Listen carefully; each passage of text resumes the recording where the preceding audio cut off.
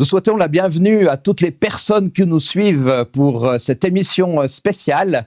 Et surtout, c'est une première puisque l'atelier de l'école du sabbat, en règle générale, nous l'avons fait en présentiel, mais pour la Fédération Suisse romande et le Tessin, avec nos différents partenaires que nous présenterons tout à l'heure, eh bien, nous voulons vivre cette émission en ligne à travers cet atelier d'école du sabbat pour le premier trimestre 2023. La thématique, vous le savez peut-être déjà, c'est gestionnaire du maître jusqu'à son retour. L'auteur des États-Unis qui a prévu cette réflexion pour le nouveau trimestre de l'école du sabbat, c'est Edward Ride, titulaire d'un master en théologie à Andrews. Il a aussi un master en santé publique à Loma Linda et il a été par le passé aussi responsable à la division nord-américaine du ministère de la gestion chrétienne de la vie. Pour ce trimestre, nous allons étudier l'idéal de Dieu dans notre relation avec lui et développerons cette confiance que l'être humain peut avoir avec Dieu à travers plusieurs sujets. Vous les découvrirez d'ici quelques instants. Nous pouvons élargir, vous le verrez avec notre intervenant, nous pouvons élargir ce thème de la gestion chrétienne de la vie, gestion du maître jusqu'à son retour. Nous pouvons l'élargir et dépasser l'aspect purement des dîmes et des offrandes et vous verrez qu'il y a des choses aussi très complémentaires par rapport à ça. Je vous invite à ce qu'on puisse commencer cette présentation par une prière. Seigneur, nous voulons te remercier parce que par le biais technologique, tu nous permets de pouvoir être ensemble, de pouvoir être connectés les uns avec les autres pour cet atelier d'école du sabbat pour le premier trimestre 2023 sur, on pourrait le dire effectivement, la gestion chrétienne de la vie. Seigneur, qu'à travers tout ce trimestre, nous puissions nous laisser guider, transformer par ta présence, par ton amour, que nous puissions développer notre confiance avec toi, que nous puissions nous laisser guider par toi et que véritablement nous puissions, à travers notre personne aussi, te donner la première place, la priorité dans nos vies de tous les jours. Merci Seigneur pour toutes choses. Au nom de Jésus, Amen. Alors, cher Raphaël Grain, merci à toi d'avoir accepté, voici de cela quelques mois, de présenter cette thématique gestion chrétienne du maître jusqu'à son retour. J'ai été assez touché parce que tu as tout de suite accepté avec beaucoup de dynamisme et d'entrain. Donc, Raphaël Grain a terminé un mandat il y a de cela bientôt 4 ans à l'Église adventiste de Fribourg. Il a pris la direction du secrétariat, donc secrétaire général de la Fédération Suisse romande et du Tessin, bientôt 4 ans, le temps passe très vite. Responsable aussi des communications. Et c'est à cet effet qu'on t'a invité, responsable de la gestion chrétienne de la vie. Donc, cher Raphaël, un grand merci d'avoir accepté cette invitation et on se réjouit beaucoup de pouvoir suivre d'ici quelques instants ta présentation. Je profite de l'occasion également pour remercier la faculté adventiste de Collonges, puisque lorsque nous avons fait nos ateliers en présentiel, eh bien, ils venaient régulièrement en Suisse romande pour présenter les différentes thématiques. Mais cette fois-ci, eh bien, c'était vraiment centré sur la gestion chrétienne de la vie et nous sommes contents d'avoir Raphaël Grain avec nous pour cette présentation. Je rappelle également que nous sommes en partenariat avec l'Église adventiste de Collonges Campus et aussi la Fédération France-Sud. J'aimerais vous remercier aussi d'avoir accepté d'être en collaboration pour cette présentation. Sans plus attendre, eh bien, je vais, cher Raphaël, te laisser la parole. Ces prochains mois, donc, comme Dominique vient vous le dire, vont être centrés sur ce thème de la gestion chrétienne de la vie, avec le titre, donc, gestionnaire du maître jusqu'à son retour. C'est vrai que l'un des sujets peut-être les plus délicats à discuter selon les cultures, mais je pense aussi en particulier dans l'Église, est bien la question de l'argent. Je pense qu'il y a peu parmi nous qui aiment parler de leur salaire ou de leur situation financière, des économies ou des dettes qu'ils ont pu avoir, et encore moins le sabbat, jour où justement nous avons l'habitude de limiter, si ce n'est de ne pas avoir d'échanges commerciaux, d'échanges financiers. Alors bien sûr, nous récoltons les dîmes, les offrandes, il y a des diacres qui les comptent, qui les gèrent, qui les rangent dans un coffre. Mais c'est vrai que parler ouvertement d'argent ce jour-là est souvent délicat, à défaut d'être peut-être même un tabou pour certains. Eh bien, je dois vous avouer que pendant les 12 sabbats des 3 premiers mois de l'année prochaine, eh bien, chaque sabbat, durant ce temps d'école du sabbat, effectivement, nous parlerons d'argent.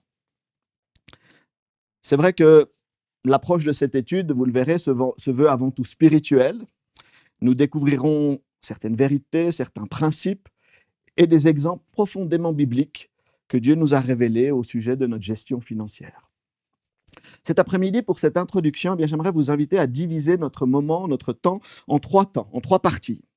D'abord, la première partie va nous permettre de découvrir brièvement les 12 leçons qui ont été préparées pour chaque semaine de ce trimestre. Nous allons évoquer les principes, les exemples et les objectifs en matière de gestion financière. Dans un deuxième temps, j'aimerais vous présenter d'autres ressources que Dieu nous a données, pour lesquelles je crois que nous avons aussi été appelés à développer une gestion saine, pour ne pas dire sainte. Je vous présenterai donc d'autres ressources et quelques principes aussi généraux sur la manière de gérer ces autres ressources. Et finalement, dans la troisième partie de notre rencontre, je vous proposerai quelques idées concrètes à vivre, soit personnellement, individuellement, soit dans le cadre de votre communauté, de votre groupe d'études de la Bible ou d'un autre groupe dans lequel vous vous réunissez, qui va peut-être vous donner quelques pistes, quelques idées pour mettre en pratique les principes de gestion chrétienne que la parole de Dieu nous enseigne et que nous allons étudier durant le prochain trimestre. Voilà donc le programme de ces quelques minutes de rencontre. Commençons donc par la première partie, la présentation, survol du questionnaire de l'école du sabbat. Et peut-être juste pour situer le contexte et l'idée générale, le cœur du message qui nous est proposé à la réflexion, j'aimerais vous présenter les quelques mots de l'introduction que l'auteur a rédigé en ouverture du questionnaire. Dans les quelques 2000 versets de la Bible qui parlent d'argent ou de biens matériels, ainsi que de notre attitude envers ces choses, Dieu donne des instructions pratiques sur la manière dont nous pouvons vivre au-dessus des pressions de la vie et gérer ce que nous avons reçu avec fidélité. Dans les leçons de ce trimestre, nous étudierons l'idéal de Dieu dans notre relation avec lui. Et nous verrons clairement comment nous pouvons développer une confiance telle que nous resterons fidèles à lui, même quand, selon le texte de l'Apocalypse, nous ne pourrons plus acheter ni vendre. Mais cette foi en Dieu, cette foi-là ne vient pas du jour au lendemain. En gérant fidèlement ce que Dieu nous a donné, nous pouvons être prêts, dès maintenant, quoi qu'il arrive. C'est Dieu qui détient les ressources, et quand nous collaborons avec lui, il nous donne l'occasion de nous en occuper pour lui. À travers de ces quelques mots, nous comprenons donc les deux objectifs de l'étude de ce trimestre. Premièrement, apprendre à gérer nos ressources selon les principes divins, et puis nous préparer à une période, à un temps de crise, qu'elle soit actuelle selon ce que vous vivez chez vous actuellement, ou future selon certaines réalités qui nous sont annoncées dans les évangiles, que ce soit un futur économique, social ou spirituel. Donc gardons ces deux notions à l'esprit, gérer nos ressources selon les principes divins et nous préparer à l'avenir pour explorer le déroulement de ce trimestre et découvrir les différentes leçons qui nous sont proposées. Je vous propose d'abord de voir les titres des 12 leçons de ce trimestre, que vous retrouverez donc dans le questionnaire. Je ne vais pas les lire en entier maintenant, mais vous voyez un petit peu la thématique générale et le classement des thèmes qui ont été rédigés pour notre étude. En regardant de plus près ces 12 leçons, je pense qu'on peut les regrouper en 3 parties, 3 moments, 3 étapes différentes dans la réflexion. Les 4 premières leçons, donc du mois de janvier, j'aimerais dire qu'elles nous présentent les éléments de base, les principes sur lesquels nous allons fonder notre réflexion et notre action à propos de nos finances. Il y a 5 principes, qui sont relatés dans ces 4 premières leçons. La manière de gérer nos ressources financières se construit d'abord sur un double fondement. Nous avons des privilèges, nous recevons quelque chose de la part de Dieu, mais tout privilège signifie une responsabilité. Donc nous avons un devoir d'agir conformément au privilège qui nous a été accordé. Les 4 premières leçons, donc, elles nous présentent ce que je dirais les principes fondamentaux de la gestion financière. La première leçon nous dit qu'en tant que chrétiens, nous sommes fils, filles de Dieu. Nous appartenons à la famille de Dieu. Et je crois que ce grand principe d'appartenance fonde réellement notre engagement à gérer, à partager nos ressources. On le verra plus tard dans le cadre, par exemple, de la dîme et des offrandes. Il me semble essentiel de réaliser que notre identité d'enfant de Dieu, notre place et notre rôle dans la création, et je vous renvoie au psaume 8, par exemple, qui nous dit que nous sommes de peu inférieurs à Dieu, pas Dieu, mais juste en dessous, et que c'est dans ces contextes, dans cette identité, dans ce rôle, dans la famille, dans la création de Dieu, que nous pouvons découvrir les bonnes pratiques, les bonnes habitudes et les outils adéquats pour faire de notre argent non pas une richesse égoïste pour nous remplir les poches à titre personnel, mais un outil au service de Dieu et de sa création. Et donc le premier principe, je crois, essentiel, fondamental, que la leçon nous présente et que nous devons garder à l'esprit, c'est le principe d'appartenance. La deuxième leçon nous parle de l'alliance de Dieu ou des alliances de Dieu. Et l'auteur a voulu associer cette notion d'alliance que l'on retrouve dès les premiers textes de la Bible à la question de la gestion des finances.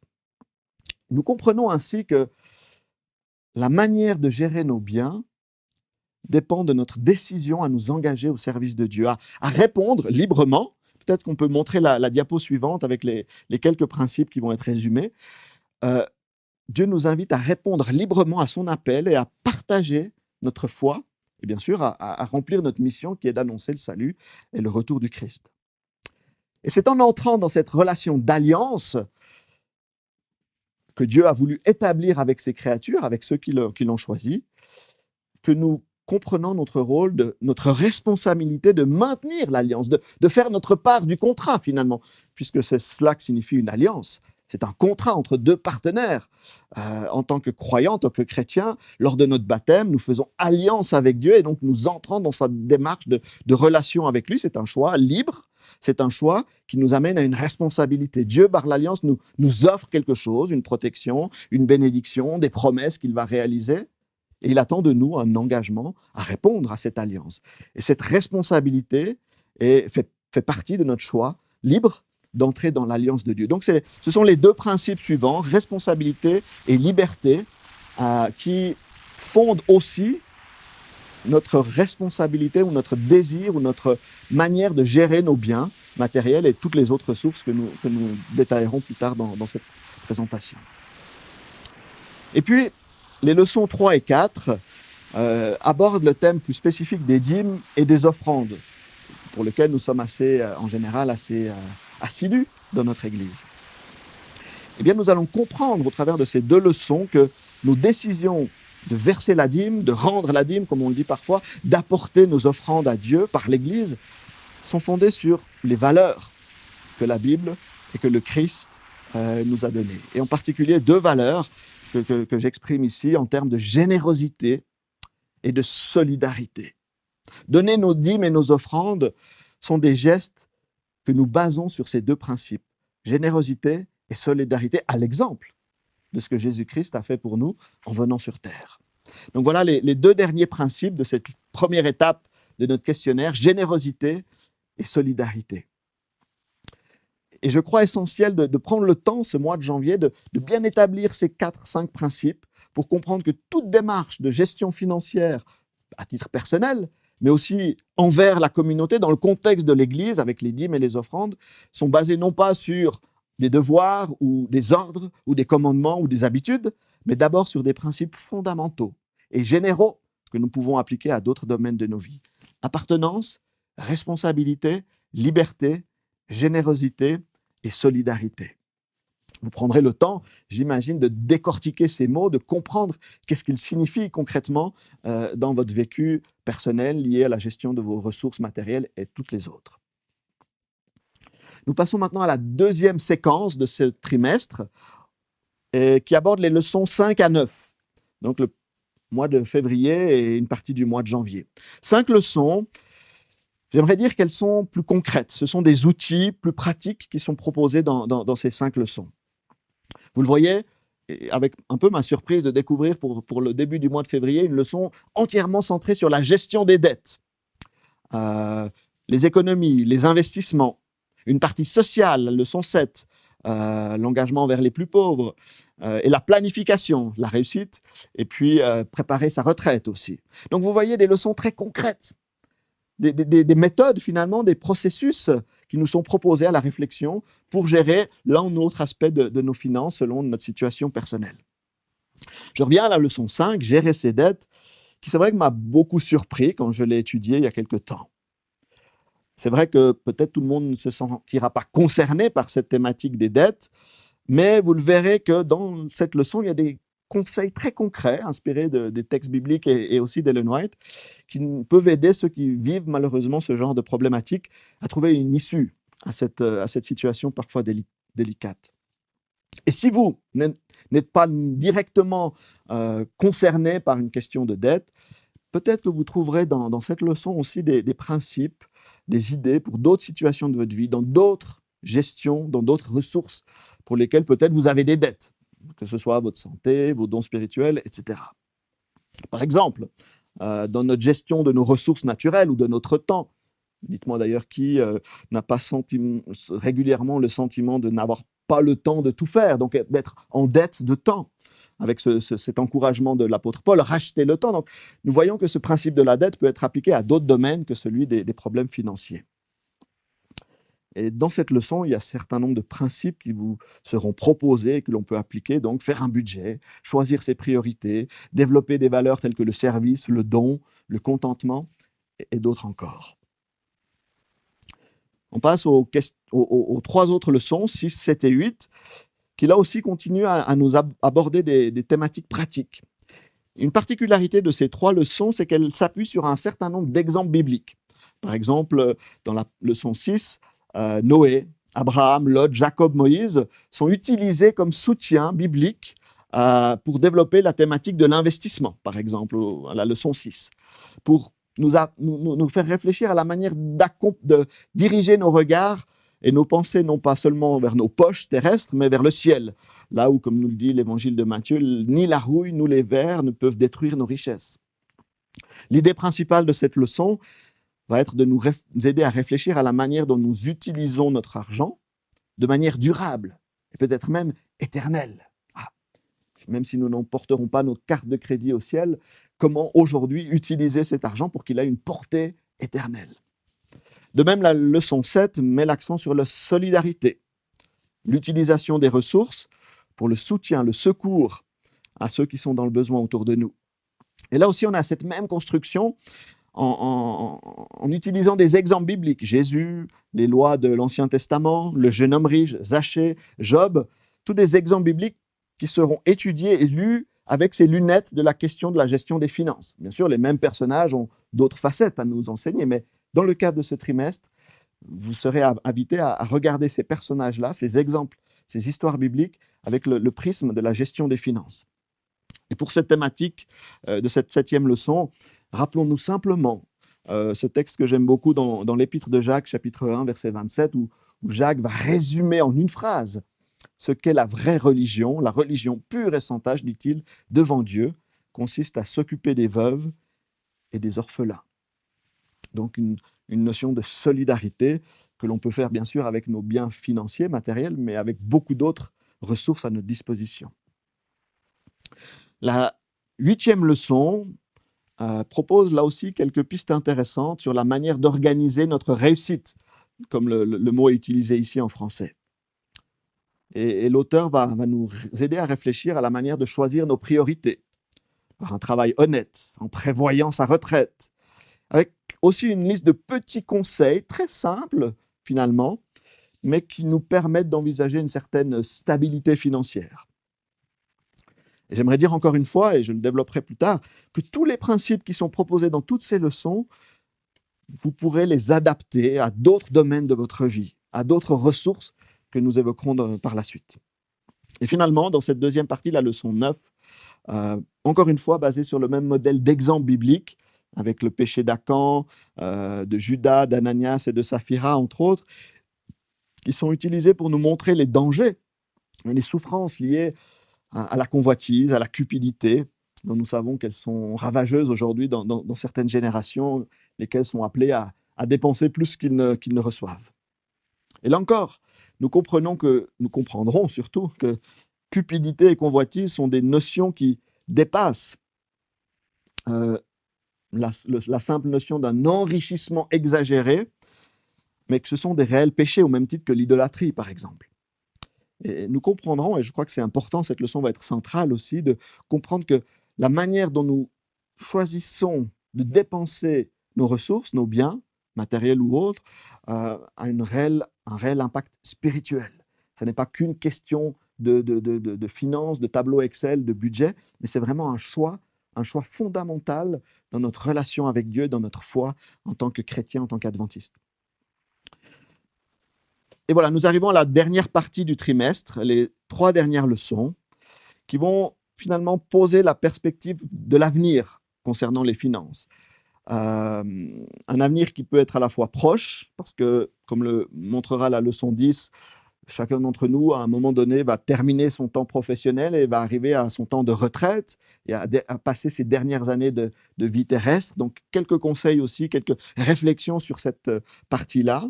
Avenir de l'humanité à la leçon 11, pour faire face aux difficultés que certains textes nous annoncent, aux temps de crise que notre monde, d'ailleurs, traverse déjà aujourd'hui. Et puis, leçon 12, l'avenir éternel, pour accueillir et vivre les promesses divines, les récompenses que Dieu nous offre dans son royaume à venir. Et donc, ces 3 leçons concluent ce trimestre, au mois de mars, en nous conduisant à anticiper, à penser à l'avance, à considérer nos biens dans une perspective de durée, d'avenir, et pas seulement de gestion au quotidien. Au travers de ces leçons, il s'agit de bien réaliser comment nos ressources sont quelque chose qui dépasse notre ici et maintenant, mais sont des valeurs qui ont une réelle importance et nécessité pour demain et pour l'au-delà même. Et c'est vrai que cette notion de durée ou de durabilité est assez difficile quand on est jeune à anticiper. Qui, à 25 ans, 20 ou 25 ans, quand il commence et qu'il reçoit son premier salaire, pense déjà à sa retraite 40 ans plus tard. Et pourtant, au travers de ce questionnaire, et l'expérience nous le montre aussi, il y a beaucoup de choses à prévoir avant d'arriver à cette situation-là. Voilà, j'ai voulu en ces quelques minutes dresser le portrait, établir un peu ce fil conducteur, cette ligne directrice des 12 leçons que nous allons étudier durant ce prochain trimestre 2023. Maintenant, j'aimerais vous proposer d'ouvrir un peu le champ de notre réflexion. C'est vrai que passer 3 mois, 12 semaines à discuter d'argent, de finances, ça peut paraître un petit peu ennuyant, peut-être un peu trop. On aura fait rapidement le tour de ces questions-là. Ou alors on n'est pas intéressé par l'argent, soit parce qu'on en a trop ou qu'on n'en a pas du tout. Ça dépend. Et bien que ce soit une notion essentielle et que nous en ayons d'une certaine manière tous besoin, il me semble qu'il serait réducteur de considérer notre gestion des ressources seulement considérée à l'argent. Les circonstances de la vie, les temps que nous vivons aujourd'hui, nécessitent d'élargir, d'ouvrir notre vision et notre compréhension de ce que Dieu attend de nous. Et comment les principes de sa parole sont valables pour d'autres ressources. C'est pour cela que dans cette deuxième partie de notre émission, j'aimerais vous montrer, vous révéler, vous remontrer, parce que ce ne sont pas des nouveautés bien sûr, d'autres ressources dont nous avons reçu la mission et la responsabilité de gérer au mieux. Alors que nous allons parcourir ces autres ressources, l'état d'esprit que j'aimerais vous proposer, c'est celui d'une certaine flexibilité et adaptabilité.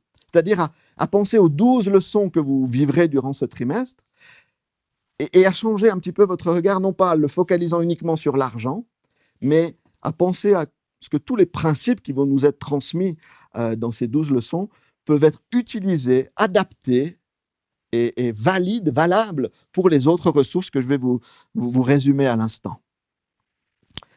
Et en fait, ces autres ressources, enfin finalement toutes les ressources, j'en ai 6 à vous proposer, bien on les trouve résumées, décrites dans les quelques premiers chapitres du livre de la Genèse.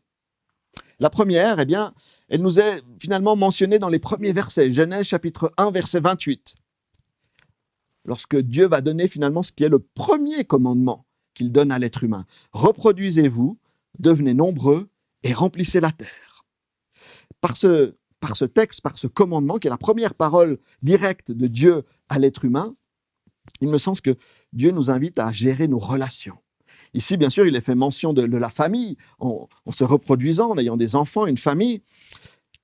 Mais on sait, la notion de relation dépasse la notion de famille de sang. C'est peut-être pas pour rien que dans le contexte ecclésial, nous aimons nous appeler frères et sœurs, parce que nous sommes tous frères du même, ou fils, enfants du même père. Les relations, bien sûr, je l'ai dit, incluent le noyau familial que la Genèse nous décrit, mais finalement, l'ensemble des hommes, des femmes sur cette terre sont nos frères et sœurs. Et c'est avec eux que nous vivons en relation. Nous entrons en chemin, en relation avec eux de différentes manières, même dans le bus, même dans le train, lorsque nous nous déplaçons, nos voisins, dans le cadre de notre profession, de notre entreprise, de par nos amitiés, dans les différentes activités que nous pouvons vivre. Et je crois que dans ce domaine, nous avons aussi besoin d'outils pour gérer nos relations, à l'image des outils que nous développons dans le thème de la finance, dans le contexte de l'école du sabbat. Dans les relations, il faudra utiliser des outils plutôt de type communication, écoute, pardon, réconciliation, disponibilité, générosité, service.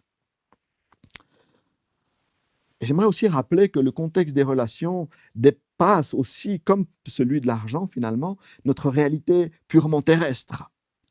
Dieu n'a pas créé l'homme pour qu'il vive seul. Dieu lui-même étant un être relationnel, Dieu étant trois en un. Et il aime être l'un avec l'autre. C'est une manière bizarre de le dire, mais c'est la réalité que la Bible nous enseigne. Et même plus que vivre ensemble les uns avec les autres ici sur terre, nous voyons que le royaume de Dieu nous est présenté avant tout comme un espace, un lieu de relation. Dans l'Apocalypse, par exemple, on nous parle d'un festin de noces pour décrire le royaume de Dieu. Festin de noces étant par excellence le lieu où les relations se nouent, celle d'un mariage entre un homme et une femme, celle d'un mariage entre Dieu et son Église. Et dans ce festin, c'est un temps de fête relationnelle. Ainsi, on le voit, gérer nos relations sur terre, c'est un exercice utile pour le temps des retrouvailles et des relations que nous vivrons dans le royaume éternel de Dieu. Donc cette ressource des relations, la première qui est mentionnée dans le texte biblique est peut-être la plus essentielle parce qu'elle va nous accompagner de notre naissance au royaume de Dieu. La deuxième ressource, elle vient juste au verset suivant, Genèse 1, verset 29, où Dieu va dire à l'être humain, finalement un deuxième commandement, « Je vous donne toute herbe à graines sur toute la surface de la terre, ainsi que tout arbre portant du fruit, avec pépins ou noyaux, ce sera votre nourriture. » Et on le voit, il s'agit ici du principe de la ressource de la santé. En indiquant à l'homme ce qu'il peut ou ce qu'il doit manger, Dieu montre dès l'origine l'importance de cette ressource. Il va nous donner les outils et par la suite, ils vont être développés plus en détail pour non seulement préserver la vie physique, mais aussi la développer pour que notre être fonctionne au mieux. Évidemment, aujourd'hui, je ne vais pas développer cette ressource-là parce que nous avons autour de nous, et en particulier dans notre Église, un nombre important de spécialistes et de conseils, de recommandations dans ce domaine que nous appelons souvent la réforme sanitaire. Nous avons des livres, des ouvrages qui sont là pour nous montrer quoi faire, comment manger, comment nous soigner quand nous sommes malades. J'aimerais par contre élargir la notion de santé et ne pas s'arrêter sur la santé physique, physiologique, mais aussi réaliser que notre santé mentale est essentielle, non pas seulement aux yeux de Dieu, mais aussi pour notre équilibre personnel. Et je me pose la question, combien parmi nous, autour de nous, souffrent aujourd'hui de problèmes d'addiction, d'une mauvaise estime de soi, soit trop haute, soit trop basse, de difficultés à gérer les émotions. Enfin, voilà, les situations délicates sont bien nombreuses, je l'imagine.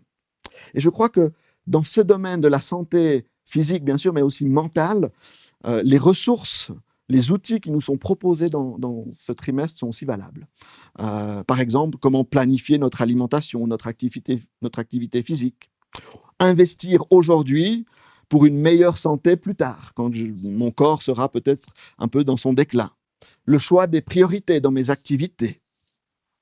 Voilà donc un certain nombre d'idées tirées de notre étude du trimestre que l'on peut appliquer à d'autres domaines de ressources, comme par exemple la santé.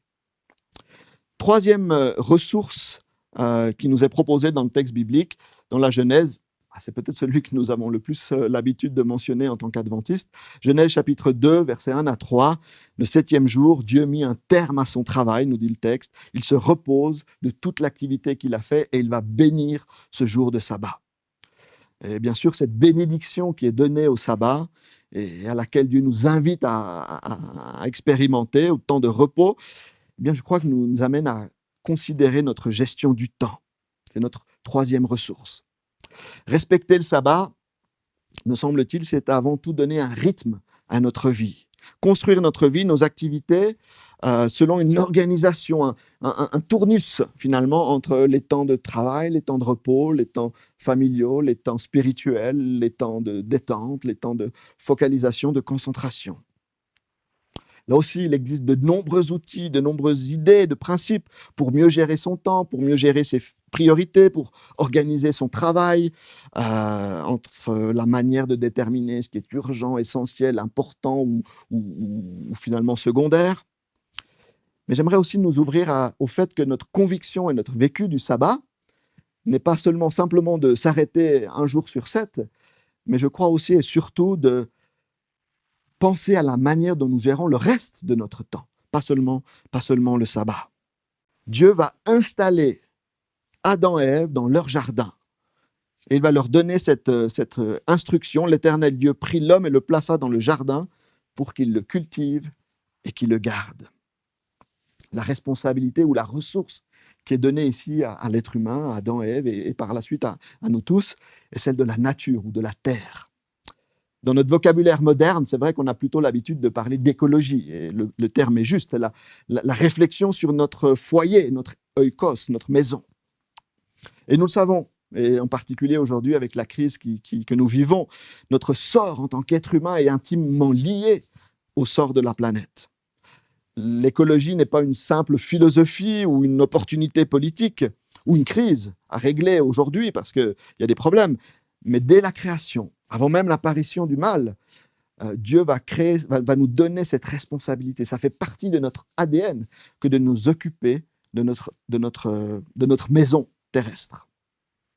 Et en particulier nous qui croyons à la création, qui croyons que ce Père, ce Dieu créateur a tout créé de zéro, alors nous avons le devoir moral et bien sûr spirituel de mettre tout en œuvre dans nos actions, dans notre engagement, dans nos choix, de protéger, de sauvegarder ce milieu naturel qui est notre maison de vie. À titre individuel, d'abord, il y a des choix éco-responsables qui sont non seulement une responsabilité, mais aussi un témoignage de la manière dont nous considérons la Terre, comment nous gérons nos ressources énergétiques, l'eau, l'électricité, les déchets, comment nous faisons des choix dans nos activités, nos loisirs, dans nos moyens de transport, comment nous considérons et traitons la nature autour de nous. Et puis, en tant que communauté, en tant qu'Église, quelles actions, quels projets nous menons qui visent à valoriser la nature autour de nous. Certaines églises ont développé un ministère de jardinage dans l'entourage propre de l'Église. D'autres ont décidé ou peuvent décider d'entamer des activités visant à s'émerveiller des beautés de la création, à enseigner comment fonctionne la nature aux plus jeunes et aux autres générations. Je crois qu'il est important de penser à tous ces aspects-là, à titre personnel, mais aussi en tant qu'Église, pour que nous puissions répondre à ce mandat de cultiver et de garder le jardin que Dieu nous a donné. Nous arrivons à la 5e ressource, qui est mentionnée un peu plus loin dans le texte de la Genèse, au chapitre 4, les versets 3 et 4. Dans cet épisode de cette lutte fratricide entre Caïn et Abel, eh bien, elle illustre la ressource dont nous avons parlé en introduction de ce moment, les offrandes. Caïn et Abel vont se disputer sur le choix de quelle offrande est juste à donner à Dieu. Eh bien, voilà, on l'a vu tout à l'heure et je ne vais pas m'arrêter plus longtemps maintenant. Les dîmes, les offrandes. Aujourd'hui, on parlera aussi des prémices. Enfin, il y a différents vocabulaires, différentes pratiques que nous mettons en place dans l'Église en tant que croyants sur la manière de gérer nos biens. Je crois que c'est la 5e ressource que l'on trouve finalement lancée par le texte biblique dans cette histoire de Caïn et Abel. Et j'arrive à la dernière ressource que l'on trouve un peu plus loin, au chapitre 4, toujours, versets 19 à 22. Je lis ces quelques versets, un petit peu moins connus peut-être. Ada mit au monde Jabal. Jabal est l'ancêtre de ceux qui habitent sous des tentes et qui vivent près des troupeaux, donc des bergers. Le nom du frère de Jabal est Joubal. Il est l'ancêtre de ceux qui jouent de la harpe et du chalumeau, donc des musiciens. Et leur tante Tsila va mettre au monde Tubal-Caïn, qui lui est l'ancêtre des forgerons qui forges qui fabriquent des outils en fer et en bronze. Il me semble que ces quelques versets indiquent une dernière ressource, en tout cas telle que je l'ai organisée, c'est celle de nos talents, de nos compétences. Ici, il y a 3 frères qui ont chacun une compétence professionnelle particulière, berger, musicien, forgeron. Mais par la suite du texte biblique, en particulier dans les textes du Nouveau Testament et de l'apôtre Paul, cette thématique va être présentée avec la terminologie des dons spirituels, des talents que Dieu nous confie, avec l'image du corps, où chaque membre a un rôle important à jouer dans le corps, dont Christ est la tête. Et je me pose souvent la question, quand je visite les églises, et je pose cette question-là, qui parmi nous, qui parmi vous, peut dire de manière claire quel est son ou ses dons spirituels qu'il a reçus, soit à son baptême, soit plus tard dans sa vie chrétienne. Qui peut affirmer que son engagement dans l'Église, aujourd'hui, aux différentes fonctions dans lesquelles il peut être nommé, ou même dans la société, correspond à ses dons, aux dons que Dieu lui a donnés? Qui a pris le temps d'approfondir, d'apprendre, d'entraîner les dons qu'il a reçus par différentes formations et lectures? Je suis convaincu qu'en tant qu'Église, mais aussi en tant qu'individu, pour notre équilibre personnel, notre bien-être, nous avons encore du travail à faire pour identifier, entraîner et appliquer, utiliser les dons que Dieu nous a donnés, soit dans l'Église, soit dans la société qui nous entoure. Et c'est lorsque nous servons selon nos dons que nous sommes alors efficaces et finalement heureux de servir avec joie notre Dieu. Voici donc ce que je crois être les 6 ressources que nous avons pu identifier dans les premières pages de la Genèse. Ces 6 ressources, Dieu nous les a données bien sûr pour notre bien-être, mais aussi parce que nous avons une mission. Et que dans notre service pour sa gloire, ce sont des ressources que nous pouvons utiliser dans notre témoignage. Petite anecdote, et peut-être vous pourrez m'aider à ce niveau-là, j'ai essayé de résumer ces 6 ressources avec des mots qui commencent par T. Il y a le trésor, pour parler de l'argent, il y a la terre, pour parler de la nature. Pour la santé, j'aurais pu dire temple du Saint-Esprit, puisque nous sommes le temple du Saint-Esprit. Les talents, pour les dons spirituels, le temps, c'est une évidence. Et pour les relations, je n'ai pas trouvé de mot qui commence par T. Alors, si quelqu'un parmi vous a une idée, vous pouvez nous l'écrire en commentaire. Trouvez un mot qui définisse les relations, qui commence par T. Voilà, appel à votre créativité. Alors, bien sûr, ce trimestre, comme je l'ai dit tout à l'heure, ne parle pas de ces ressources-là, seulement du trésor. Mais encore une fois, je suis convaincu, et peut-être ça va être la responsabilité des moniteurs des classes, ou même de vous qui allez étudier chacun votre questionnaire, de chercher à comprendre les messages bibliques, les enseignements bibliques du questionnaire, et à les appliquer à ces autres ressources, pas seulement au trésor, pas seulement à l'argent. Parce que c'est lorsque nous arrivons à une vie, un développement, une croissance globale, qu'alors nous sommes des êtres équilibrés selon ce que Dieu a prévu pour nous. Et je crois qu'une croissance fructueuse n'est possible que lorsque nous développons tous les aspects de notre vie et donc des ressources que Dieu nous a données. Voilà donc pour cette deuxième partie qui a traité des autres ressources que Dieu nous a données et qui me semblent autant essentielles que celles de l'argent. Et pour ce troisième moment, eh bien, j'aimerais vous proposer quelques pistes pratiques, concrètes, pour vous aider, soit en tant que groupe d'école du sabbat, soit à titre individuel, à mettre en œuvre quelque chose de concret. Parce que finalement, parler de ressources et en rester à la parole, ça n'a pas beaucoup de sens, c'est même plutôt incohérent. Donc j'aimerais vous proposer 4 idées, simples je crois, pour mettre en pratique ou pour travailler dans vos groupes à partir de ces ressources-là. La première idée simple, me semble-t-il, c'est simplement quand vous allez étudier le questionnaire ou quand vous allez parler dans vos classes d'école du sabbat, échanger ou lire les textes bibliques qui sont proposés, de remplacer les mots, la terminologie, le vocabulaire utilisé qui traite de l'argent ou les concepts qui traitent d'argent, de commerce, de finance, par des mots qui ont trait aux autres ressources, à la nature, au talent, au temps, etc. L'idée, c'est donc d'élargir votre champ de réflexion et à trouver dans les enseignements bibliques sur le thème de l'argent des enseignements pour les autres ressources. Et je crois que ça va rendre aussi notre étude, ces 3 mois, beaucoup plus riche, beaucoup plus intéressante et complète. Plutôt que de parler, par exemple, de dette financière, examiner ce que pourrait signifier une dette dans le domaine de la santé ou de l'écologie ou du temps. Idem pour l'investissement. Plutôt que de parler d'investissement sur un compte en banque, Qu'est-ce que signifie investir dans les talents, dans les relations? Donc voilà une première idée très simple. Changez le vocabulaire des leçons. Enlevez les mots financiers, commerciaux, argent, et remplacez-les par des mots, des concepts sur une des autres ressources qui vous intéressent. Deuxième idée, un outil que j'ai créé très simplement sur mon ordinateur, un tableau. Un tableau que l'on peut faire avec une application, voilà, je ne vais pas les nommer, mais une application, un tableur tout simple, qui pourrait vous aider à planifier l'utilisation de vos différentes ressources chaque semaine, chaque mois et chaque année. Et à la fin de chaque période, de faire une analyse, un bilan. Qu'est-ce que j'ai réussi, qu'est-ce que je n'ai pas réussi, et d'ainsi avoir une sorte de croissance et de regard sur votre vie, votre gestion de ces 6 ressources. Donc voilà un exemple d'un tableau que j'ai fait en quelques minutes sur mon ordinateur. Bien sûr, les exemples qui sont ici sont totalement fictifs et ne concernent même pas moi, mais voilà, ce sont juste des idées sorties de mon imagination. Donc, j'ai simplement fait une colonne pour chacune des ressources et une ligne pour chacun des jours de la semaine, en imaginant voilà, comment organiser mon temps, mes ressources financières, mes talents, mon développement de la nature, ma santé et mes relations par des idées très simples, très concrètes. Et puis à la fin de la semaine, il est possible de faire le retour le sabbat soir ou le dimanche matin, de dire comment s'est passée ma semaine.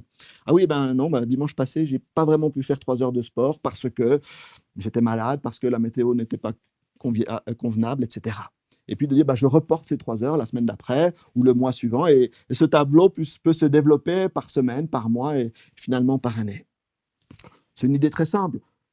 Pas très nouvelle, hein, c'est celle d'un agenda finalement, mais qui ne fait pas que gérer le temps, mais aussi gérer les 5 autres ressources que Dieu nous a confiées. Une 4e proposition qui va peut-être concerner plus directement les petits groupes que vous vous réunissiez chez vous ou lors de temps d'école du sabbat en église. Il me semble qu'un sujet sur la gestion de nos ressources, comme je l'ai dit tout à l'heure, ne peut pas juste rester un beau discours ou un bel échange théorique que l'on fait pendant 45 minutes ou 1 heure assis en cercle dans notre église ou dans notre salon, et qu'il faut à un moment donné passer à l'action. Alors voilà, juste quelques idées très simples, très pratiques que chaque groupe, personnel ou familial, même en tant que famille ou en tant que groupe d'école du sabbat, pourrait adapter et pratiquer selon ses possibilités, son contexte et puis ses intérêts. Par exemple, je vais aller très rapidement, dans le domaine de la nature, si votre groupe a accès à un petit coin de terre autour de l'église, par exemple, peut-être vous pouvez créer un petit jardin, soit y planter quelques légumes qui pourront agrémenter un repas canadien en église ou être donnés à des gens qui ont plus de limites financières, ou des fleurs pour embellir le quartier. On peut même créer des jardins surélevés sur des planches, des palettes, dans des caisses, là où on n'a pas l'accès à la pleine terre. On pourrait envisager de consacrer quelques heures par mois à nettoyer les rues du quartier, un parc proche de l'église s'il y en a un. Et je suis sûr que les habitants du quartier vous seront très reconnaissants et sensibles à cette action. Selon les dons, les compétences, les ressources des membres de votre groupe, pourquoi ne pas proposer des ateliers pédagogiques, des activités manuelles pour les enfants, construire un abri ou un nichoir pour les oiseaux, ça leur permettra peut-être de découvrir ce monde de l'ornithologie, bricoler des objets avec des objets de récupération, des vieilles bouteilles, des vieilles boîtes de conserve, etc. Organiser régulièrement un atelier de réparation de jouets ou de vélos pour les gens du quartier, dans une optique justement de durabilité. Voilà. Les exemples peuvent être divers, peut-être encore quelques-uns concernant par exemple les talents. Peut-être faire une liste des dons spirituels qu'il y a dans votre groupe, chercher des livres, des questionnaires qui permettent à chaque membre d'identifier clairement ses dons. Bien sûr, ça passe aussi par la prière, par le travail l'un avec l'autre, par des gens qui vous connaissent. Et ensuite, de comprendre, OK, en fonction de mon don, qu'est-ce que je peux faire dans l'Église ou dans la société, et d'ainsi mieux servir votre Église. On pourrait imaginer des rencontres intergénérationnelles dans lesquelles des gens engagés dans un ministère ou dans une profession particulière peuvent venir témoigner, former des plus jeunes, les aider dans leur choix de futurs métiers. Enfin voilà, je ne veux pas m'étaler beaucoup plus longtemps sur ces exemples-là parce que la seule limite est votre créativité et vos ressources sur place. Mais j'aimerais, avec cet exemple-là, vous dire que dans les 6 domaines, dans les 6 ressources que j'ai évoquées précédemment, il n'y a pas de limite à vivre concrètement le plan de Dieu dans notre manière de gérer ce qu'il nous a donné. Alors, soyez créatifs. Et finalement, dans quelques minutes, vous proposez une dernière suggestion, à la fois pour les groupes, pour les moniteurs, mais pour toute personne qui finalement va se mettre en chemin dans la manière de gérer ses dons. 5 étapes. 5 étapes pour étudier, pour analyser et puis pour agir. Il n'y a rien de non plus très magique dans ces étapes-là. Ce sont quelques petites idées que j'ai récoltées avec le temps. 5 étapes que l'on pourrait décrire avec un verbe ou 5 verbes. Vous allez voir le petit jeu de mots là derrière et quelques questions. Première étape, reconnaître. Et reconnaître, ça veut dire reconnaître où j'en suis. Quelle est ma situation dans le domaine de telle ressource? Prenons celui de l'argent. Où est-ce que j'en suis? Quel est l'état de mes finances? Ou de ma santé? Ou de la gestion de mon temps? Et en faisant cette photographie de ma réalité, je veux pouvoir reconnaître mes limites, reconnaître mes manques, reconnaître mes besoins et vraiment faire une évaluation de la société, de la situation, pardon. Et de définir mes besoins pour progresser. Donc, première étape, reconnaître. Deuxième étape, on continue avec ce verbe connaître cette fois-ci. Quel est le plan de Dieu pour les domaines que j'ai identifiés comme étant peut-être délicats dans ma vie? Quel est l'enseignement que Dieu m'enseigne, me donne? Quels sont les principes que je peux utiliser? Quels sont les outils que je peux trouver, soit dans la parole de Dieu, soit dans d'autres domaines, dans d'autres contextes, pour faire face à ce que j'ai reconnu, ce que j'ai évalué dans l'étape précédente?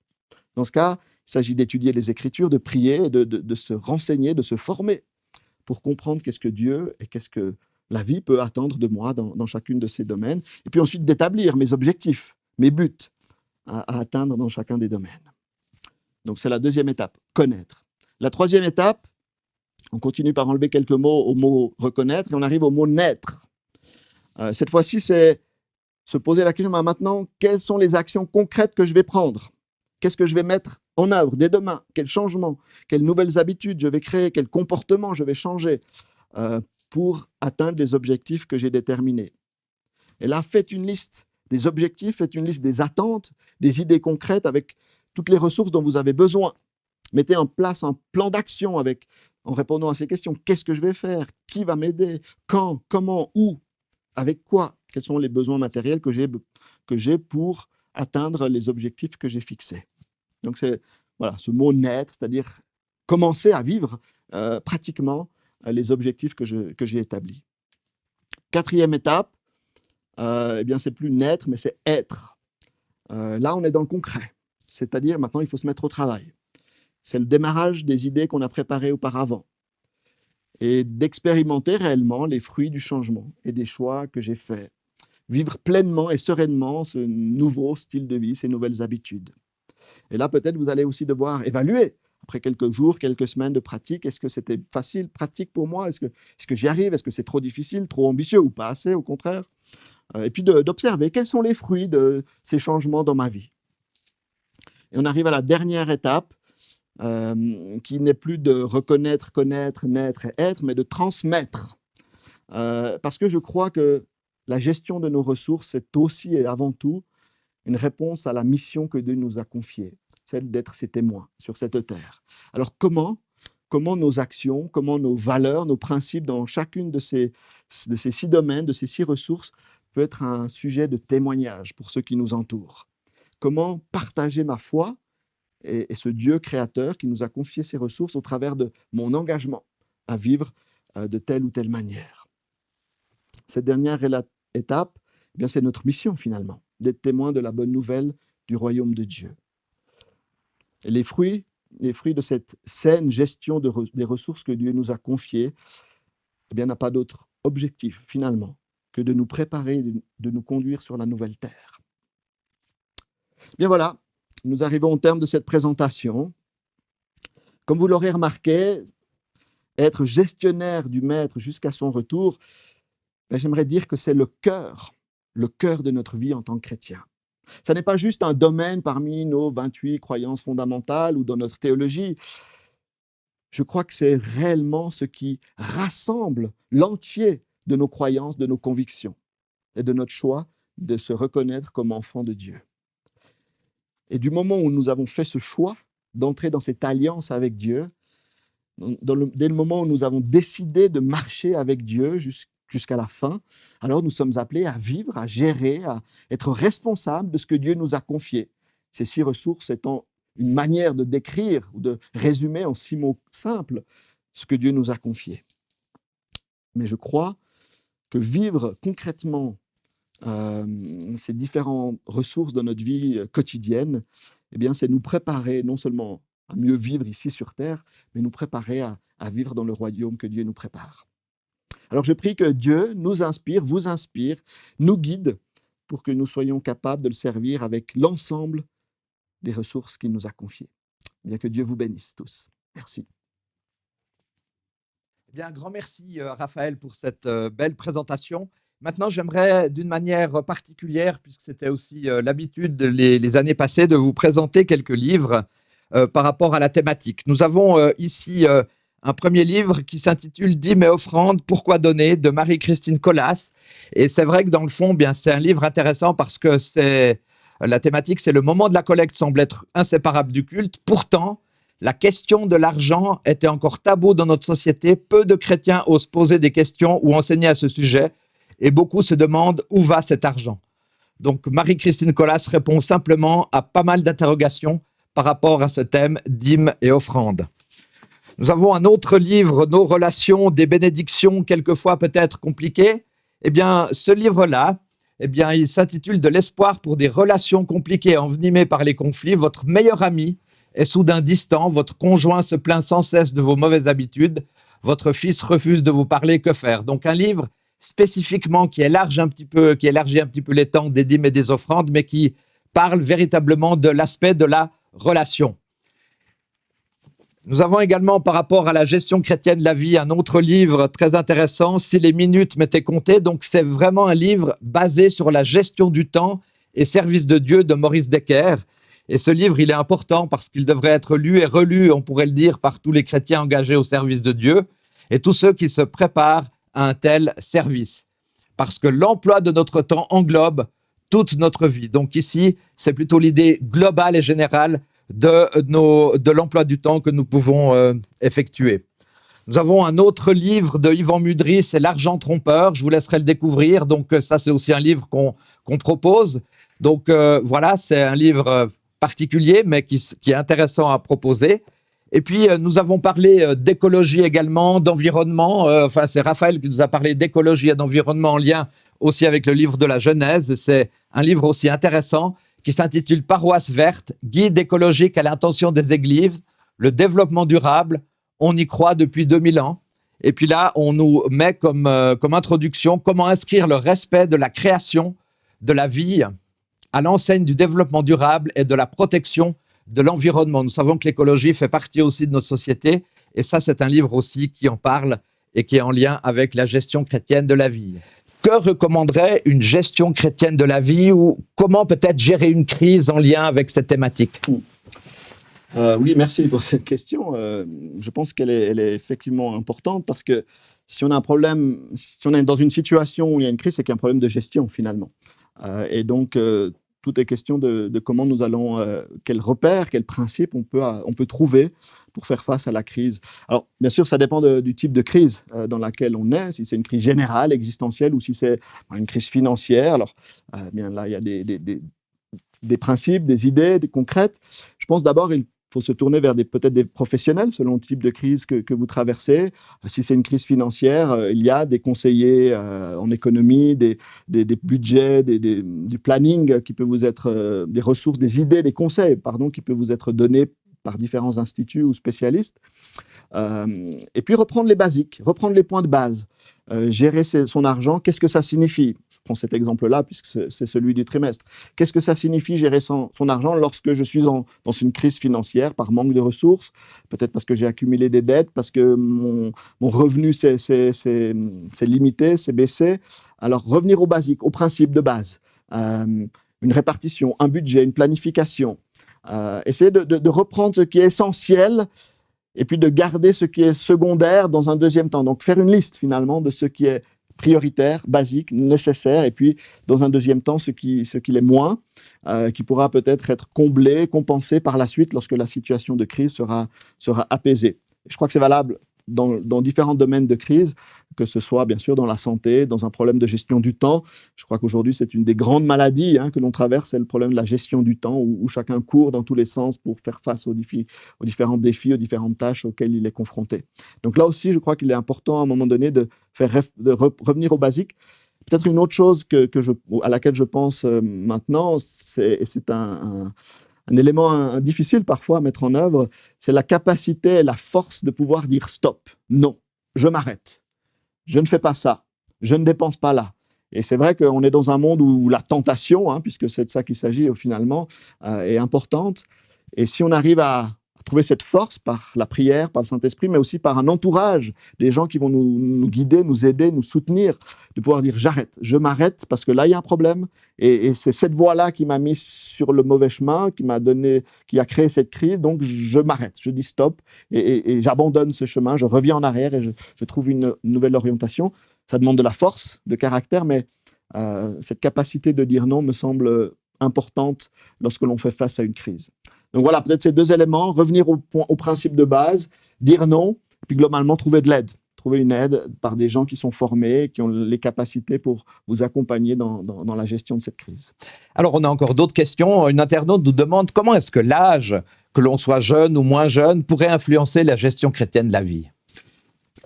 J'aimerais dire, dans l'idéal, il n'y aurait pas d'influence de l'âge, parce que les principes bibliques, les principes de Dieu sont valables pour tous et toutes, quel que soit l'âge, la culture, la région, etc. Mais c'est vrai que c'est plus l'expérience et puis la perspective de la vie qui va nous influencer dans ce domaine-là.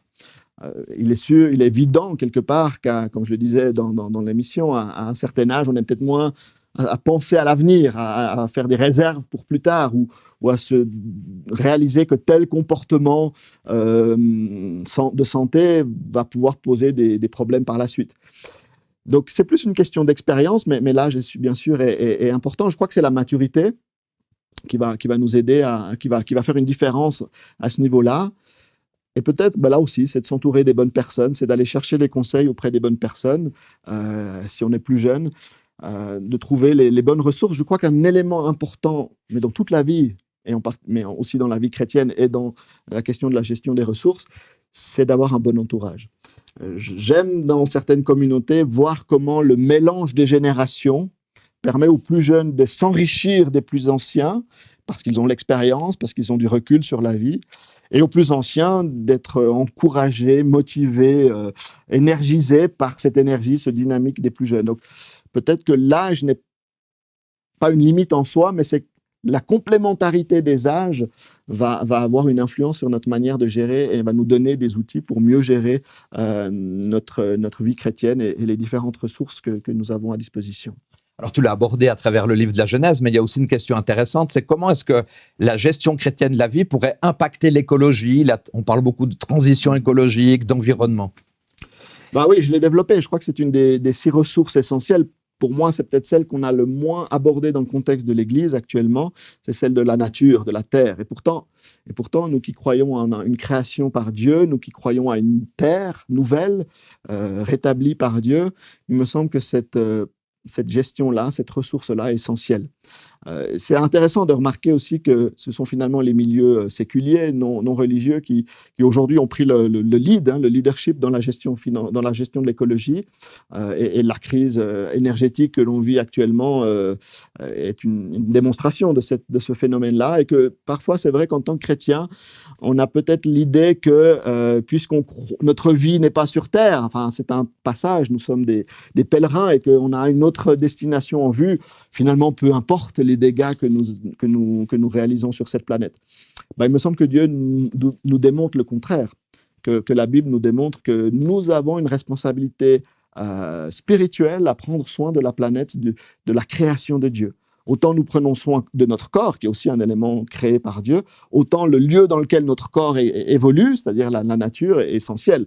On peut prendre soin de notre santé, mais si l'air que nous respirons est pollué ou l'eau que nous buvons est polluée, notre santé en pâtira. Donc prendre soin de l'un, c'est prendre soin de l'autre. Et je crois que l'impact écologique, si on agissait selon les principes bibliques, je pense que nous avons un rôle beaucoup plus important à prendre dans cette question de l'écologie. Et j'aimerais vraiment que notre Église, dans ces différentes institutions, dans ces différentes organisations, développe des processus, des réflexions, des actions beaucoup plus concrètes sur la gestion de l'écologie. Peut-être une anecdote, c'est qu'avec la crise de la Covid ces dernières années, il y a peut-être beaucoup de déplacements en moins qui se sont faits. On a fait plus de rencontres, comme ici, on a ce studio qui nous permet de faire cette émission en direct chez vous. Vous n'avez pas besoin de vous déplacer dans une salle, de faire des kilomètres en voiture ou autre moyen de transport, et donc de polluer moins, même si l'énergie électrique et informatique a aussi un coût énergétique. Donc, voilà, notre Église nous avons par nécessité dû gérer autrement nos ressources énergétiques, donc notre impact sur la nature. Mais j'ai l'impression et j'ai l'envie et le désir que nous soyons encore plus engagés dans ce domaine-là. Il ne s'agit pas juste de dire Dieu a créé la terre, nous croyons en un Dieu créateur, mais qu'est-ce que nous faisons comme ses enfants pour protéger cette terre? Et c'est vrai, comme ce livre est posé ici en exergue, c'est un livre très, très intéressant, très bien fait, très concret. J'invite les pasteurs, les anciens, les diacres, les responsables de la gestion, par exemple, du bâtiment de l'Église, à prendre ce livre-là. Dans le contexte du département de la gestion chrétienne de la vie ici en Suisse romande, j'aimerais en faire un petit résumé avec des fiches concrètes que les responsables des bâtiments pourront utiliser sur la manière de gérer mieux le chauffage dans les églises. C'est vrai, on chauffe nos églises beaucoup pour les utiliser finalement assez peu, sur la manière d'utiliser des produits de nettoyage pour les bâtiments. Enfin, il y a énormément de pistes très concrètes sur comment avoir des paroisses vertes. Il y a des associations aussi chrétiennes qui ont développé des labels, je dirais, de paroisses écologiques pour nous aider en tant que pasteurs, en tant que responsables d'église à avoir un impact moindre sur la nature dans le vécu en Église. Est-ce qu'il y aurait quelques pistes pour la gestion du temps, en particulier, puisque c'est tout à fait dans la modernité aujourd'hui, en lien avec les réseaux sociaux? Oui, je crois que les réseaux sociaux sont qu'une cerise sur le gâteau, si je peux dire cette expression-là. Je crois que depuis toujours, l'être humain a eu des problèmes de gestion de son temps, réseaux sociaux ou non, téléphone portable ou non, il y a toujours eu des moyens de se détourner et de se focaliser sur des choses peut-être pas aussi essentielles. Je peux difficilement donner des conseils très, très spécifiques, mais je crois que chacun doit reprendre encore une fois les bases. Comment gérer son temps? Peut-être le tableau que j'ai montré tout à l'heure, ou un simple agenda, peut permettre à chacun qui est face à cette difficulté de déterminer, d'allouer, de budgéter le temps qu'il va attribuer à chaque activité, dont les réseaux sociaux, dont certaines activités finalement secondaires ou importantes selon ses décisions. Donc le choix des priorités, un budget, et puis une analyse de ce qu'on a fait, de revenir en arrière, regarder en arrière pour se dire là j'ai un peu dépassé, donc je vais corriger ça la semaine prochaine, ou au contraire je me suis donné une réserve pour la semaine suivante parce que voilà, j'ai pas eu le temps, donc j'ai pas pris le temps de faire cette activité, donc je la reporte la semaine suivante.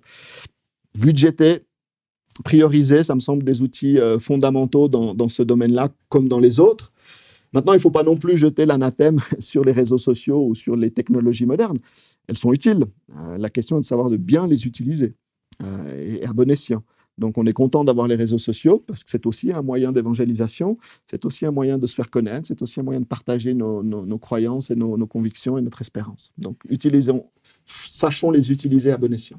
Alors, comme dernier point, alors, tu te rappelles, Raphaël, tu as abordé les T, les différents T. Il y avait le trésor, terre, talent, temps. Eh bien, nous avons eu 2 propositions. Super. Alors, ça, c'est important. 2 propositions. Une première, c'est transactionnel. D'accord, pour parler des relations. Des relations, l'analyse transactionnelle, etc. Puis une autre très intéressante aussi, je trouve, c'est l'aspect du tutorat. Par exemple, on pourrait se dire tuteur de résilience. C'est quand même aussi un T important là, dans les relations. Bien, merci de votre créativité. Vous avez toujours l'occasion d'écrire sur nos réseaux sociaux pour proposer de compléter ce petit tableau des T de nos 6 ressources. Et s'il y a d'autres ressources qui n'ont pas été mentionnées, vous pouvez aussi les écrire. C'est un résumé, ces 6 ressources. Il y en a sûrement d'autres, on pourrait les décrire autrement, mais c'est celles qui m'ont apparu les plus évidentes en lisant les textes de la Genèse. Très bien, merci beaucoup. Merci à vous, merci à toi, Dominique. Merci, Raphaël. Et merci à nos auditeurs. Bonne fin de sabbat à tout le monde.